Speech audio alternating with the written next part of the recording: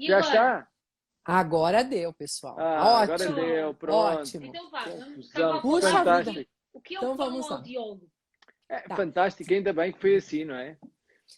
Muito bom. Então, gente, é o seguinte, o fonoaudiólogo é o profissional que atua cuidando da habilitação da comunicação de uma maneira bastante ampla, preparando pessoas que usam a sua fala de maneira pessoal, como nós todos na vida, e profissional também, como muitos de nós. O fonoaudiólogo cuida também dos problemas, dos distúrbios da comunicação.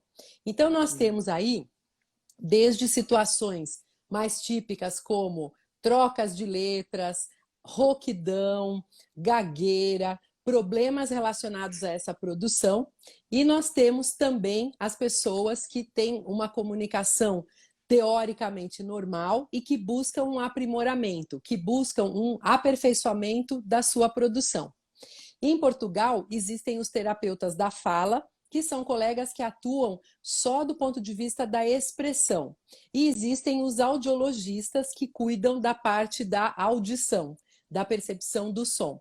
Aqui no Brasil, o curso é junto, é unificado, então nós somos fonoaudiólogos. Nós trabalhamos com a fala, com a escuta, contemplando as situações de comunicação de uma maneira bastante ampla. Gente, Uau. olha, é um prazer estar aqui com vocês, tá? Apesar aí do início, né, da nossa live mais conturbado, quero dizer que estou muito contente de falar com vocês, que são colegas queridos, que trabalhamos em conjunto, e é muito bom estarmos aqui nessa oportunidade. É um prazer estar sempre contigo, amiga. Muito. Olha, e o que é que tu trabalhas com? Eu sei que tu trabalhas com muitos jornalistas da Globo, com alguns políticos. O que é que tu fazes, efetivamente, com os jornalistas? Conta-nos um pouco, porque em Portugal ainda não há essa preocupação tão grande, não é? E nós fazemos questão também nas formações das pessoas estarem contigo durante 3 horas, porque sabemos o quão importante é a voz e principalmente também quando trabalhamos em coaching com alguns CEOs, com alguns empresários, que são grandes empresários, mas que podem ainda trabalhar mais a voz e que aconselhamos sempre a falarem contigo. O que é que tu fazes efetivamente com os jornalistas e o teu dia-a-dia? Tá, então e olha só, gente, nós partimos do princípio de que quando nós nos comunicamos, nós construímos percepção. E isso é especialmente importante por 3 razões. Primeiro, porque é algo muito rápido, é já nos primeiros segundos de contato que o nosso interlocutor gosta ou desgosta, confia ou desconfia. Segundo, é algo que acontece de forma muito inconsciente. As pessoas não sabem por que nem como, mas elas registram uma impressão. E terceiro, assim que nós construímos essa percepção, o nosso interlocutor reage. Então, eu estou contando para vocês que a qualidade dos retornos que nós temos, o nível, o padrão de respostas que nós obtemos na nossa vida depende de forma muito importante da impressão que nós geramos no nosso interlocutor. Nós consideramos que esse conceito, que é o conceito da expressividade, é o resultado de 3 grandes grupos de recursos. Nós temos os recursos verbais, que tem a ver com a escolha das palavras, tem a ver com o modo como nós construímos as frases, com as expressões que a gente tende a utilizar. Tem o grupo dos recursos não verbais, que vocês são grandes mestres, né? Que trabalham bastante com essa parte do não verbal. Obrigado. Que tem a ver com a nossa imagem. Tem a ver com o cenário onde nós estamos, com a roupa que nós utilizamos e, para nós, de forma mais específica, tem a ver com o corpo. Então, a postura, os gestos, a expressão facial, o direcionamento do olhar, tudo isso constrói percepção de forma muito efetiva. E o terceiro grupo é o grupo dos recursos que nós chamamos de vocais. Recursos vocais têm a ver com o modo como nós falamos. E aí entra a nossa voz, com sua qualidade mais típica, o tom que nós utilizamos, mais grave ou mais agudo, a intensidade, que é o volume da nossa voz, a maneira como nós articulamos, o uso das pausas, das ênfases. Então, esse trio de recursos precisa acontecer nos profissionais de telejornalismo, de rádio, com excelência, desenvolvendo bem cada um deles, e mais do que isso, buscando a coerência, a harmonia entre esses 3 grupos de recursos, que é o que garante uma comunicação efetiva. Na televisão, no rádio, quando nós ouvimos jornalistas, as pesquisas mostram que a primeira característica que um telespectador ou um ouvinte busca identificar é a percepção da credibilidade. E nós sabemos como a credibilidade está associada a uma comunicação que pareça natural, que pareça espontânea. Eu digo pareça porque claro que não é natural falar na frente de uma câmera, falar no rádio sem ver o interlocutor. É claro que não é uma situação natural, é uma situação construída. Porém, ela precisa parecer natural. Além da questão da credibilidade, a segunda condição, gente, é a percepção da clareza. Tanto televisão como rádio são meios de comunicação instantânea. Ou seja, a pessoa que está escutando, a pessoa que está assistindo, tem uma única possibilidade de se fazer entender. Então, o jornalista tem que ter uma clareza bastante grande na sua produção. É fundamental que ele construa a percepção de naturalidade. E aqui eu vou resgatar uma expressão que o Milton Jung, jornalista aqui da CBN, né, no Brasil, usa com frequência. Está aqui que eu gosto conosco, ele muito. está aqui Pois conosco, é. Leni. Então, que bom! O Milton costuma dizer que ninguém confia em quem não parece. Então, a busca por essa naturalidade no vídeo é fundamental e no rádio para que a gente construa uma percepção positiva e para que a gente tenha a resposta, a reação que a gente busca, que a gente pretende, que é a reação de um público, de ouvintes ou de telespectadores envolvido, interessado. E usando mais uma vez outra expressão do Milton, ele não quer um ouvinte, ele quer um escutador, que é a pessoa que ativamente busca entender, interagir com aquela forma de comunicação. Então, o cuidado com a comunicação é fundamental. Então, Leni, e já agora aquilo que nos chegou é que então há três palavras-chave, que é a credibilidade, a naturalidade e também a clareza. Então, para as pessoas que estão a ouvir lá em casa e querem trazer essas qualidades para a sua voz, partilha connosco talvez 3 ou 4 ferramentas práticas para as pessoas trazerem mais dessas qualidades para a sua comunicação. Nomeadamente agora que estamos a comunicar mais via lives, via digital. Sim, sem dúvida. Então, olha só, pessoal, é importante a gente identificar como que esse processo acontece para que a gente possa interferir. E aqui, o que eu considero muito curioso é que a nossa voz é produzida a partir de processos fisiológicos muito simples, que eu já vou compartilhar com vocês. Porém, apesar dessa simplicidade, a nossa voz é multifatorial e ela sofre a influência de um grande conjunto de fatores. Isso faz com que a nossa voz seja única, um grande sinal de identidade e, do ponto de vista emocional, a nossa voz nos escancara para as pessoas. As pessoas, a partir da escuta, são capazes de perceberem se nós estamos confortáveis, se estamos incomodados com alguma questão, se estamos seguros, se estamos inseguros. Então, vale muito a pena conhecer essa ferramenta. A voz é produzida a partir da vibração das cordas vocais. Nós temos 2 cordas vocais apenas, elas se localizam num tubo aqui no nosso pescoço, que se chama laringe.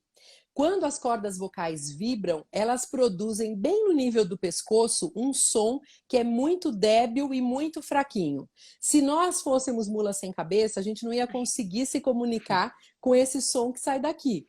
Como nós temos essa estrutura, o que acontece? Esse som é ampliado no que nós chamamos de cavidades de ressonância. São 3 cavidades principais, garganta, boca e cavidade nasal. E o ideal é que a gente utilize as 3 de forma equilibrada, que é o que eu estou fazendo agora falando com vocês.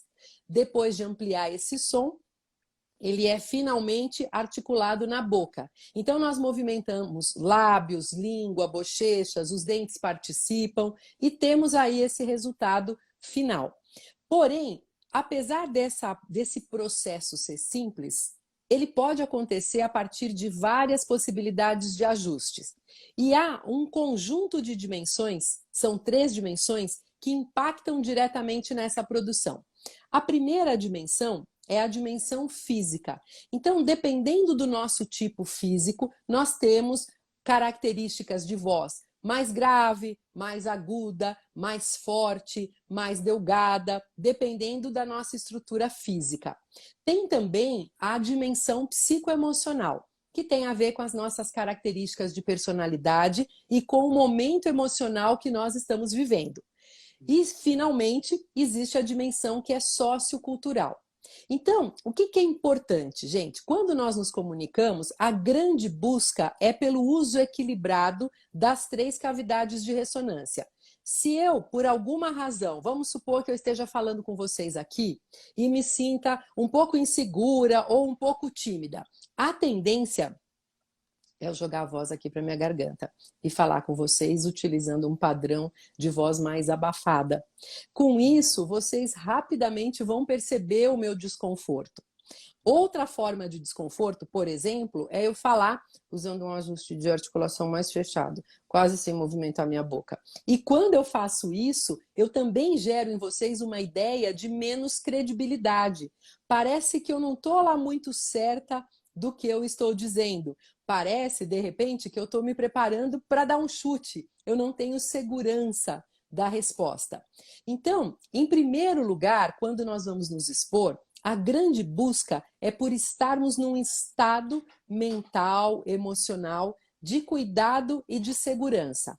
Isso exige, claro, uma grande preparação em relação ao conteúdo que eu vou abordar. Eu preciso, previamente, elencar as minhas mensagens principais, embasar essas mensagens com dados, informações, exemplos, histórias, para que na hora da minha exposição eu me sinta segura em relação aos instrumentos, às ferramentas que eu vou utilizar. A partir dessa preparação, é fundamental também que no momento da exposição eu me prepare respirando, estando presente, me tranquilizando para iniciar aquela situação de comunicação. Esse é um cuidado muito importante. Nós começamos a nossa live aqui com uma certa agitação por conta da tecnologia e eu tive que fazer essa preparação a jato logo na sequência, para que eu possa trazer dados e informações relevantes, tá? Então, esse cuidado é muito grande. Ao falar, é fundamental, em primeiro lugar, que a gente capriche na movimentação da boca. A articulação dos sons, gente, é determinante da percepção da credibilidade e da clareza, como nós falamos. E, infelizmente, há 2 inimigos muito presentes na nossa vida que detonam com a nossa articulação. O primeiro deles é o cansaço. Quando nós estamos cansados, a tendência é que a gente economize energia. E aí começamos a falar com a boca quase fechada. Ninguém fala, estou tão cansada hoje. É sempre assim, ai, estou tão cansada. E a gente quase não mexe a boca para falar. O segundo grande inimigo é o desconforto com a situação de exposição. Então, vejam, vou apresentar um projeto na empresa. Trabalhei em cima desse projeto durante 3, 4 dias, identifico que existe 1 ou 2 pontos mais frágeis no meu projeto e eu fico com muito receio que ao apresentar as pessoas percebam esses pontos fracos. Se eu não cuidar, a tendência é que eu me dirija às pessoas usando uma articulação meia boca com a intenção de disfarçar o meu desconforto. A boa notícia, porém, pessoal, é que apesar desses inimigos, que são realmente muito frequentes, a articulação de todas as características da fala é a única que dá para a gente voluntariamente caprichar sem parecermos artificiais. Então, vale um cuidado de nós, no momento da exposição, capricharmos nessa movimentação. Quando nós abrimos mais a boca, inclusive, nós trazemos o foco da emissão mais para o rosto, o que ajuda a tirar aquela emissão baixa, sem projeção que vem aqui da garganta. Então, vale esse cuidado. Para isso, cabe a gente buscar exercitar essa musculatura. é um trabalho muscular. Então, uma sugestão que é simples, vejam, nós temos a preocupação de, às vezes, orientar algum tipo de exercício para algo que tem uma expansão tão grande quanto a nossa live aqui, pelo risco de, eventualmente, as pessoas fazerem de forma inadequada. Então, vou citar coisas que são mais universais e que a gente consegue trabalhar de uma maneira mais tranquila. Uma das coisas que eu gosto de sugerir quando você está, por exemplo, no carro, dirigindo, andando na esteira, passeando no parque, como a Ana faz com bastante frequência, vá falando coisas que você não tenha que pensar, tipo dias da semana, meses, números, exagerando nos movimentos da boca, para acentuar o exercício nessa região, melhorar a condição de tônus da musculatura para fazer dar certo. É importante também que no momento da exposição você tenha por perto água. A água é muito importante. Nós precisamos hidratar o nosso corpo de uma maneira geral, o aparelho respiratório mais ainda, numa situação de exposição, para que a nossa voz aconteça de maneira mais suave, de maneira mais adequada. Então é bastante importante também. Leni, os portugueses têm tendência a falar mais fechado. Sim. Não sei porquê, mas tendem a falar mais fechado. Então, esse pode ser um exercício para quem mora em Portugal, que fala um português mais fechado. Sim, ótimo. Ana, você sabe que assim que a gente começou a ter contato e nós começamos a interagir mais, duas coisas me chamam muita atenção na fala do português. Tá? A primeira é a questão do ajuste mais fechado da boca no momento da articulação. A segunda é uma tendência de uma velocidade mais ágil. Vocês falam normalmente mais rapidamente do que nós. E a terceira grande diferença tem a ver com a duração das vogais. Então, no Brasil, a gente tende a alongar mais as vogais, enquanto que em Portugal as vogais são mais curtas. Vejam que curioso. É claro que essas adaptações do português de Portugal aqui no Brasil aconteceram por conta da diferença de clima, de aspectos culturais nossos, né? Das pessoas que vieram para cá e que começaram a desenvolver o idioma em conjunto com os portugueses. E aí o que acontece? O Brasil é um país tropical, aqui costuma ser mais quente e nos lugares de clima mais quente, nós tendemos a economizar energia, a economizar trabalho muscular. Então, nós tendemos a alongar mais a emissão. Por exemplo, aqui no Brasil, nós diríamos: as pessoas voltaram para casa. Que nesse exagero até que eu usei agora, constrói percepção de algo muito subjetivo. Eu diria que é uma emissão mais frufru, como a gente costuma dizer aqui. Se eu quiser trazer uma ideia de mais objetividade, eu encurto essas vogais e digo a vocês: as pessoas voltaram para casa. Agora eu pareci mais objetiva. O que acontece em Portugal? Vocês tendem a encurtar mais ainda e vocês diriam: as pessoas voltaram para casa. Com a vogal bem curtinha mesmo. É curioso porque isso constrói uma percepção de uma grande objetividade, de uma objetividade bastante grande, o que às vezes, dependendo de como a pessoa está acostumada, pode gerar uma ideia de uma seriedade excessiva, que aqui poderia trazer uma ideia de uma certa distância. Eu sempre digo, gente, características de comunicação sempre vão gerar percepção. Às vezes, aquela percepção é até buscada idealmente. Por exemplo, Antônio, se você está orientando um povo numa negociação e você não tem espaço para modificar aquilo que você vai propor, é muito interessante que você gere uma impressão de uma certa distância, que vai ser respeitada pelo outro e que vai te ajudar a conduzir. Só que, às vezes, se torna mais necessário, mais interessante, uma ideia de uma proximidade maior. Então, é interessante que a gente utilize a vogal, nesse caso, um pouco mais alongada. Muito bem. Muito bem. Estava aqui, Leni, a fazermos uma pergunta. Oi? Agora alguém fez aqui uma pergunta nos comentários, que seria que percepção é que pode criar um som Tá mais cortando, pelo Ana. nariz? Aquele som que sai pelo nariz, mais anasalado. Que percepção é que pode criar? Tá, então olha só, aqui a gente tem só que fazer uma distinção. Tá, a gente tem que fazer uma distinção, gente, que é assim, normalmente as pessoas confundem um excesso de nasalidade com a falta da nasalidade. Então, só para a gente clarear bem o que estamos falando. Uma pessoa que fala muito pelo nariz, ela tem uma emissão de hipernasal e ela faz mais ou menos isso na rim. Ela fala com a gente jogando mais o som. Seria a pessoa fanhosa, vamos dizer assim. Aqui no Brasil a gente chama de fanho, tá? E ao contrário, quando uma pessoa está gripada, está resfriada, ela deixa de usar a cavidade nasal e ela começa a falar dessa bandeira que eu estou mostrando agora para vocês. Essa é uma emissão hiponasal. Não tem participação da cavidade nasal, tá? Então, o que nós temos aí?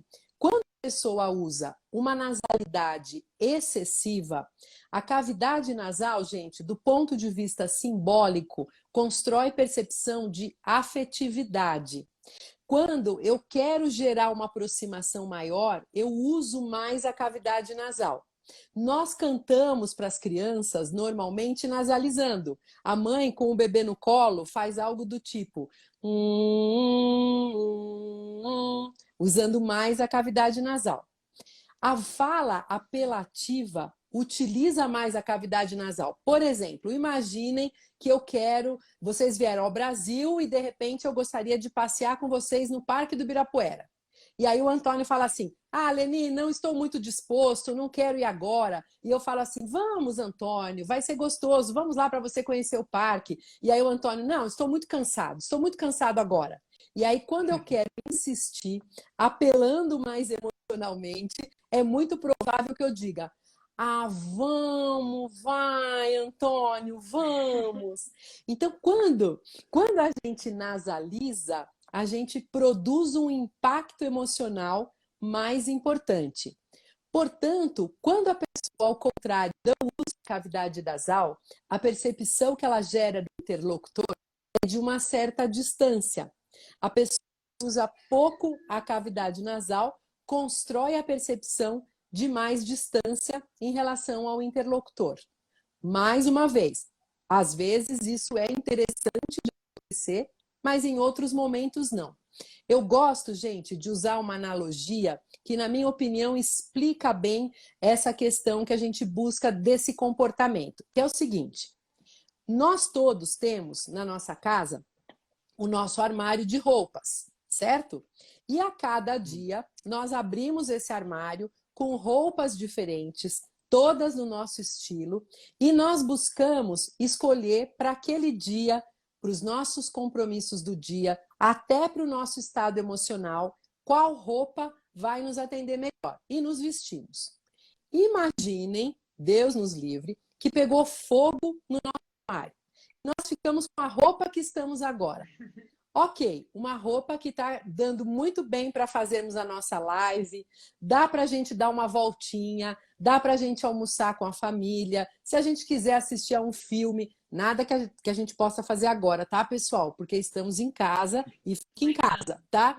Pensando na situação fora da pandemia. Dá para a gente passear em vários lugares, dá para a gente trabalhar, ok. Agora, se a gente tiver um churrasco para ir, na beira da piscina, nós três vamos nos achar arrumadinhos demais para uma festa descontraída assim. Se nós tivermos um casamento, um evento mais formal, o Antônio vai sentir falta do terno e da gravata, eu e a Ana vamos sentir falta de um vestido longo e por aí vai. Então, é muito importante que nós tenhamos várias possibilidades de utilização da nossa voz para que a gente possa fazer escolhas a cada dia, a cada momento. Se eu tenho tensão no aparelho fonador, se eu falo de maneira forçada, com rigidez, a tendência é que eu consiga entregar bem minha comunicação em alguns momentos, porém, periga de em outros momentos eu aparecer como se eu estivesse com a roupa errada, mal representada por meio da minha comunicação. E isso, gente, gera muita angústia, gera muito incômodo num processo de comunicação. Então, a grande busca é pela flexibilidade das estruturas. Eu preciso utilizar bem a minha fala para que os músculos melhor trabalhados de uma forma geral me obedeçam ao comando, para que eu tenha controle sobre a minha produção. Essa é a grande busca. Leni. Às vezes... Diga, Ana. Não, continua. Tá, eu ia só contar uma coisa. O que é muito frequente? Vamos considerar uma situação de exposição desafiadora para nós. Uma situação de exposição onde nós não nos sentimos tão confortáveis. A tendência é a gente começar a fazer desse jeito, como eu apontei. E às vezes também a gente quer dar um peso maior para a nossa voz. A hora que eu jogo a minha voz aqui para a garganta, ela engrossa, né? Eu estou falando mais grave agora. Só que esse, gente, é um grave que não é sustentável, porque ele está acontecendo à custa de tensão localizada na garganta. Quando eu faço isso, a tendência de resposta é a minha laringe começar a enrijecer. A musculatura vai começar a se contrair muito. A hora que a laringe fica muito contraída, eu perco a possibilidade de modular a minha voz. Eu engreno imediatamente um padrão monotônico de comunicação, que vai gerar desconforto em quem está escutando, falta de interesse. Pode acontecer também de, com essa sobrecarga, a minha laringe se contrair e se manter alta. E aí a minha voz vai ganhar uma agudização que vai entregar uma informação ruim. Vai parecer, ou eu vou demonstrar para vocês, que eu estou fora do controle da situação. Então vejam como é dinâmico, não é? A maneira como nós nos colocamos determina as respostas que nós temos das pessoas de uma maneira geral. Uau, Leni, isto é uma verdadeira aula aqui que nós estamos a ter. Live, muito obrigado, maravilhoso. Tivemos aqui alguém que nos fez uma pergunta ou um comentário que os portugueses quando vão para o Brasil e os atores quando vão fazer novelas, rapidamente, com o trabalho, que eu sei que eles têm ajuda de fonoaudiólogos, rapidamente ficam a falar um português do Brasil perfeito. Por outro lado, alguém comentou aqui que, ao contrário, um brasileiro de Portugal tem mais dificuldade. Isso é verdade? Ou falta bons profissionais a acompanhar? Olha, gente, é um pouco de cada coisa, vocês têm razão. O que acontece? Quando vem um português ao Brasil, a grande orientação é nesse alongamento das vogais e num ajuste mais aberto de articulação. São coisas que dependem de trabalho muscular e nós conseguimos treinar isso com técnicas, com exercícios que vão favorecer uma resposta positiva rapidamente. O contrário, o que vai ter que produzir? Uma tendência de aumentar a rigidez nessa musculatura da boca, uma tendência de uma articulação mais fechada. Por que nós temos dificuldade? Vejam como é curioso também. Essa região do nosso corpo é uma região que tem um músculo extremamente potente. Esse músculo se chama masseter, ele parece um cinturão, ele é bem robusto e ele é o músculo mais potente do nosso corpo. O que isso significa? É uma região que foi feita para que a gente pudesse mastigar de maneira importante, de maneira satisfatória, para a gente digerir nossos alimentos. Hoje, cada vez nós temos que mastigar menos com o tipo de comida, de alimentação que a gente acaba tendo, não é? Então é muito comum que haja uma energia potencial aqui nessa região que nos faz diminuir a capacidade de amplitude. Só que do ponto de vista emocional, essa daqui, gente, simbolicamente é a região da agressividade contida. Então vejam, toda vez que eu tenho vontade de sair mordendo o meu vizinho, e eu não mordo porque eu sou uma mulher civilizada, é aqui que eu seguro. Tanto que uma emissão raivosa é entre os dentes. Então, Estavam a perguntar isso agora mesmo. Havia alguém que estava a perguntar essa questão entre a associação entre as emoções e a voz. Sim, sim. E é muito curioso, porque realmente cada aspecto, cada característica da nossa produção remete a uma percepção. Então, contando para vocês que a característica da articulação pode gerar uma impressão de agressividade contida, quando ela acontece com a boca mais fechada, pode gerar uma impressão de mais soltura e de mais equilíbrio quando eu uso precisão no movimento. Eu posso, por outro lado, parecer mais snob quando eu exagero nessa movimentação. Então vejam que são nuances.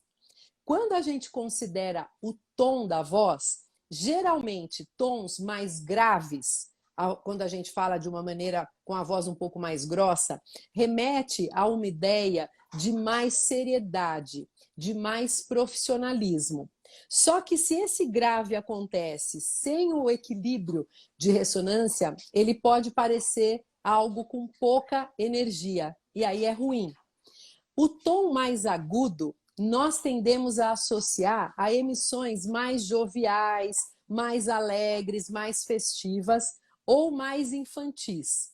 Muitas pessoas acabam desenvolvendo, vejo muito isso no meio empresarial, com mulheres líderes, vozes um pouco mais agudizadas.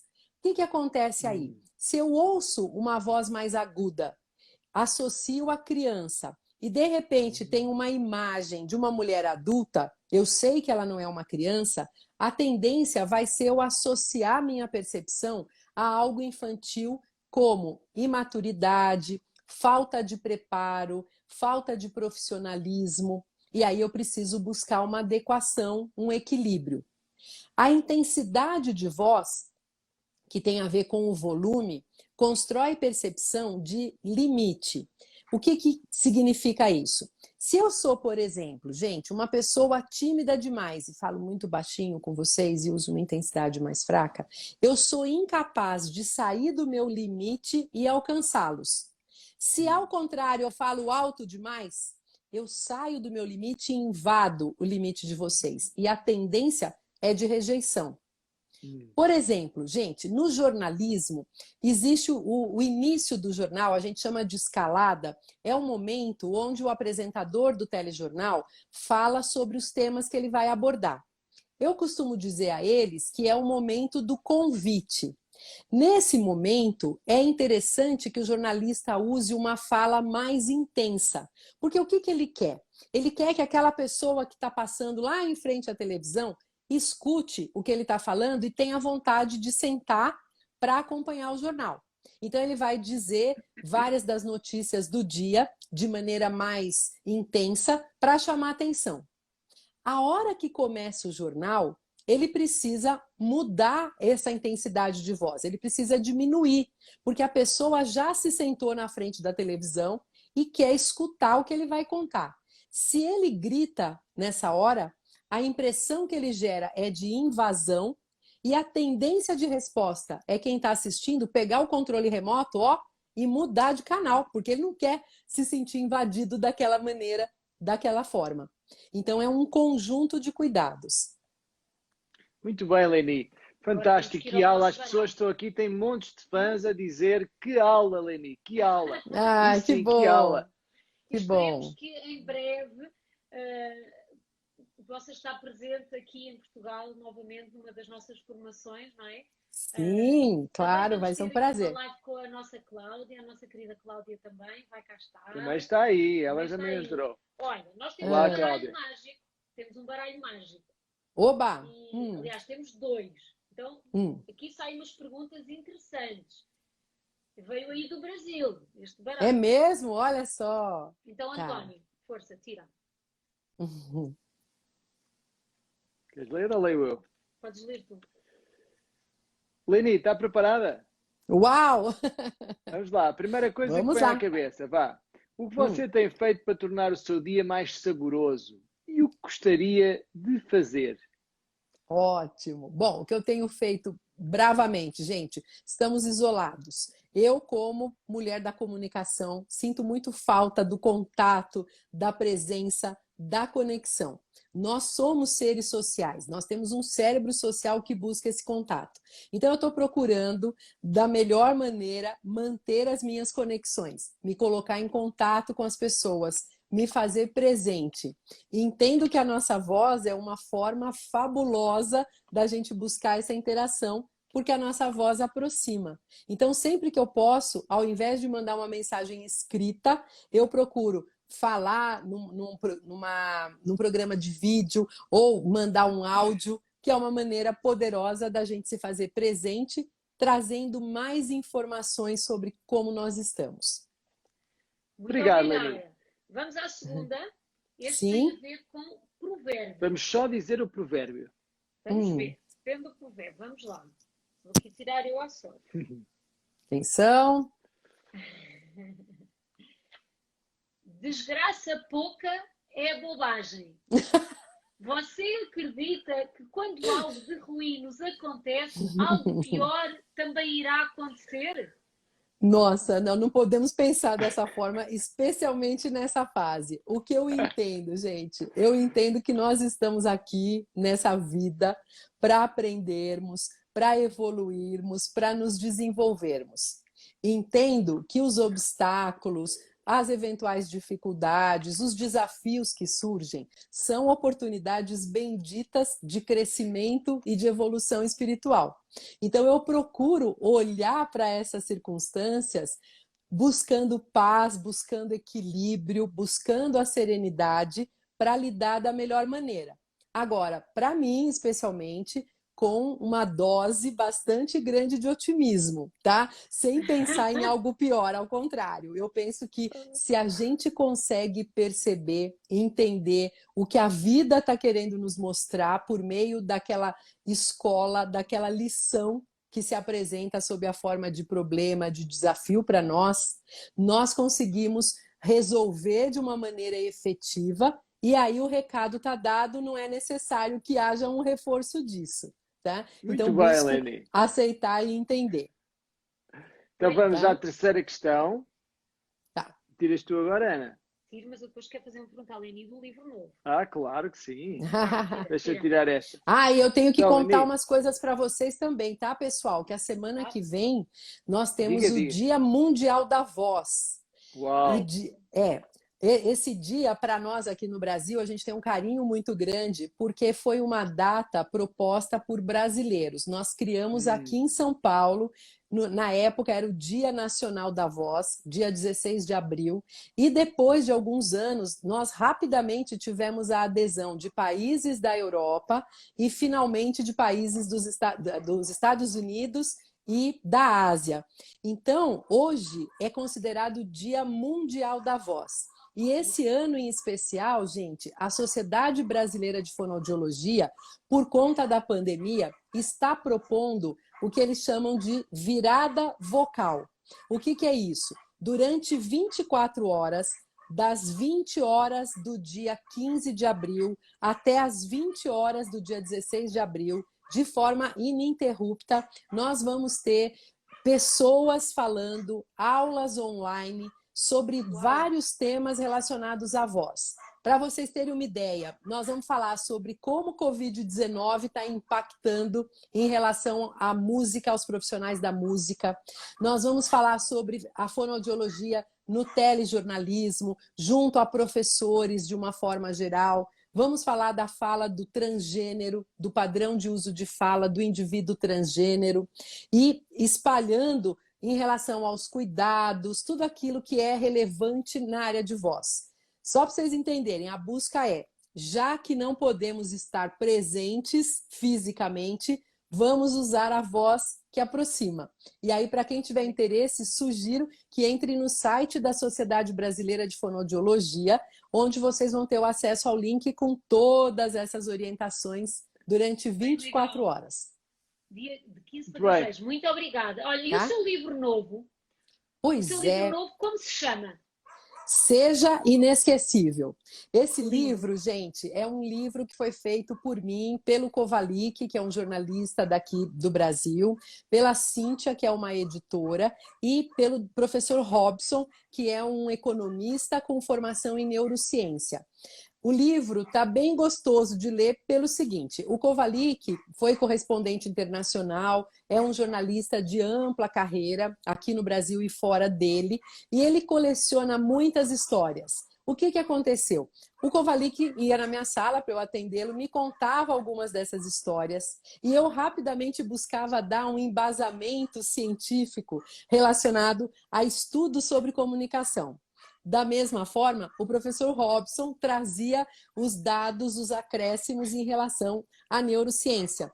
E aí nós fizemos o livro com a descrição das histórias do Kovalik, um box com as minhas explicações científicas sobre o embasamento das teorias de comunicação e um box do professor Robson com as explicações da neurociência. Então tá divertido, é algo gostoso de ler. Nós teríamos o lançamento 28 de abril, presencial aqui no Brasil. Por conta da pandemia, infelizmente, o lançamento vai ser adiado, provavelmente para junho. Estamos observando aí o melhor momento, a melhor data, né, para a gente fazer isso. E aí vou ter o maior prazer de divulgar para vocês, inclusive, de, obviamente, convidados. Mandar para vocês, porque o senhor Antônio Sacavém, inclusive, é citado no livro, tá? Oh, que prazer, que prazer. Nós vamos no verão e vamos... Aliás, nós devíamos estar aí agora a dar formação. Pois é. Sim. E depois e, temos o nosso... Foi adiado. Sim. Temos o nosso, aliás, temos Leni, o nosso só para super alertar projeto. as pessoas. Sim. É isso, só para alertar as pessoas, porque o Instagram vai mandar-nos abaixo.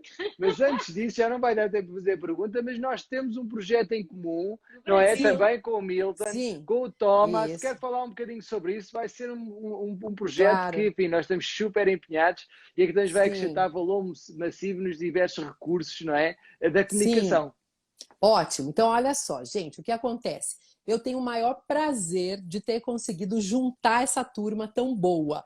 Bom, quando eu conheci o Antônio, eu fiquei maravilhada com os estudos tão sólidos sobre a comunicação não verbal, sobre o alcance dessa área de conhecimento para a comunicação de uma forma geral. Logo na sequência, eu conheci o Thomas Brier, que trabalha com recursos verbais de uma maneira brilhante. E quando tive a oportunidade de conversar, de juntar nós três, entendi que nós três representávamos as três dimensões que compõem a comunicação e a expressividade, que são a verbal, a não verbal e a vocal. E aí nós quisemos costurar isso, costurar esse conjunto de informações e de conhecimentos e elegemos um maestro para essa história, ou um alfaiate para essa história, que é o nosso amigo Milton Jung, jornalista super reconhecido aqui no Brasil, que está olhando esse material e trabalhando conosco para organizá-lo de uma maneira que atinja muito bem as pessoas. Então, eu estou muito feliz com o nosso projeto, tenho convicção que há de ser uma contribuição boa para as pessoas em geral, porque nós todos estamos imbuídos do mesmo propósito, do mesmo desejo de servirmos as pessoas por meio de uma comunicação que, ao ser efetiva, torna as pessoas mais felizes. Nós sabemos que quem se comunica bem é mais feliz. E esse é um dos nossos propósitos. Vai ser o máximo. Mesmo. E já agora, para quem está aí do Brasil, de Portugal, aliás, eu aproveito para dizer que saiu um livro no dia 16 de março em Portugal, está à venda online. Com a pandemia, também o lançamento foi adiado, mas ele já está à venda. Chama-se E Se Eu Fosse Inocente. São 15 capítulos sobre a defesa do António Joaquim, o amante da Rosa Grilo, no caso Rosa Grilo, em que a Leni escreve um capítulo sobre o reconhecimento emocional da voz do testemunho da autora arguido, não é? Em que nós também escrevemos o capítulo do reconhecimento emocional. Então, esse já está à venda na FNAC, na UCA, em todas as livrarias online. Estou louca para ver o meu. Eu já tenho os meus para levar para o Brasil. Temos cá os livros. Estão aqui. Guardados. Mas eu leio, nós levamos em agosto. Agora, para quem está connosco, nós temos no Instagram várias lives a acontecerem. No Instagram do António Sacavém, nós temos 3 dias por semana lives, nós chamamos lives titânicas. E no meu Instagram, na Ana Sacavém, nós estamos a fazer Power Talks com Power Couple. Então temos de casal para casal, casais que trabalham juntos ou enfim, conversas interessantes com casais. Então o nosso contributo aqui na quarentena para aprendermos, para estarmos todos na nossa melhor versão, para quando a economia abrir, nós estamos cheios de garra para recuperar rápido. Então essa é a nossa missão. É isso, Ana. E já agora, Leni, para as pessoas que estão aqui a ouvir-nos, enfim, quase todas elas já conhecem a Leni, mas onde é que eles te podem encontrar, Leni? Aqui nas redes sociais, no Instagram, onde é que eles podem encontrar o teu trabalho? Queres partilhar um bocadinho? Já estamos quase a ir abaixo, mas aproveita. Sim. Existe o site, que é o www.lenique. Bom, pessoal, quero inicialmente agradecer a você, Ana, a você, Antônio, por essa oportunidade de estar aqui falando com vocês. Dizer que eu me sinto muito feliz com o nosso contato e que eu admiro demais o trabalho de vocês, especialmente nessa fase tão delicada, tão difícil pela qual nós estamos passando. Tenho convicção, olhando o material de vocês, que vocês estão dando uma contribuição sensacional para as pessoas, para que todo mundo possa se instrumentalizar e voltar dessa fase que vai passar numa condição boa. Agradeço a todos que assistiram a nossa live, mais uma vez obrigada pelo convite e que nós consigamos levar em conta a importância da voz, buscando trabalhar nas nossas relações, a nossa comunicação, para que ela seja como um abraço sonoro que envolve e acalanta as pessoas com quem nós convivemos. Muito obrigada!